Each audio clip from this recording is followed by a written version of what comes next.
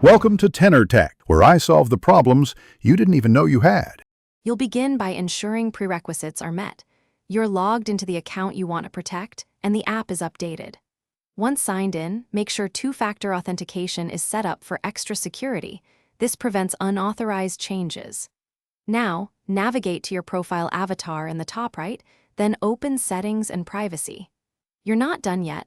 This first step gets you to the control panel where the audience controls live. Continue to the privacy controls to actively restrict who sees your content.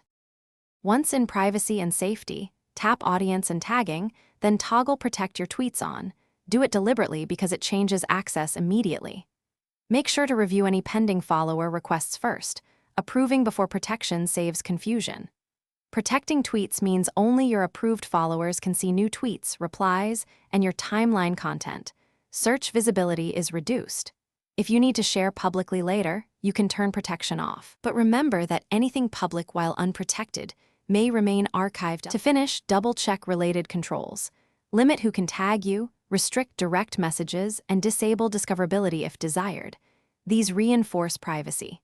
Once done, test the change by viewing your profile from a different, logged-out browser or an alternate account to confirm tweets are protected.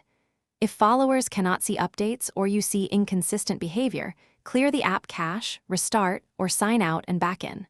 For persistent problems, contact platform support, but usually re-authenticating and cache clearing fixes sync issues quickly. Thanks for watching. Subscribe to keep your life in tune.